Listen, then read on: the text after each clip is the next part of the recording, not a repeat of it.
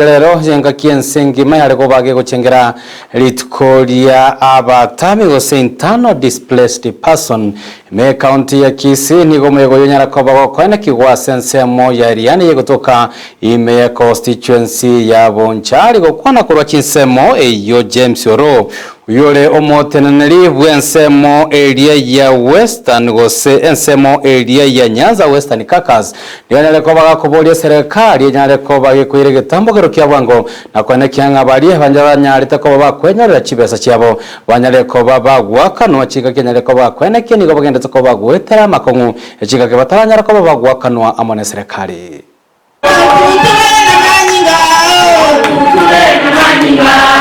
Mimi ni muathiriwa, niliathirika, nilikuwa na chuna chai Sotigi Island Kericho. Sasa wakati nilikuja kuathiriwa, tulikuwa tunachuna chai kwa estate. Sasa kufaa sila nguo, halafu nitoke nje nikuje, tukakutana na adui kwa miti hii yenye kuchoma majani chai. Sasa ndio tulikutana na hao maadui. Maadui walikuwa 6 wakiwa wanabeba mishale, walikuwa wanataka kunitunga. Nikawaambia tafadhali msinipige mishale. Wakachomoa visu, wakaanza kunipiga nikichikinga na nini na mikono. Hiyo wakati tulikimbishwa tukakimbilia nyumbani. Ukimbilia nyumbani hatuna makao.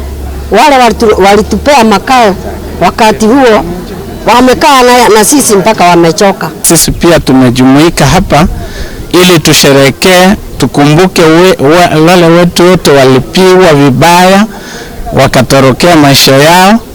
Pia tumekuja kuwa pamoja, kuongea na kuelewana, kwa sababu tukiwa katika lengo moja na nia moja ya kujua ni nini serikali inatutarajia. Sisi zote kama waathiriwa tuko nyuma ya rais wetu Ruto kwa ile juhudi ameweka ya kumaliza ukabila na kufanya kazi ili aone hawa waathiriwa wameshapata kile walichokuwa wanatarajiwa kupewa. Omba serikali, tafadhali nitengenezwe hii mikono ya individual hands, alafu niwe nikijisaidia kwa kutoa nguo ama kuvaa nguo.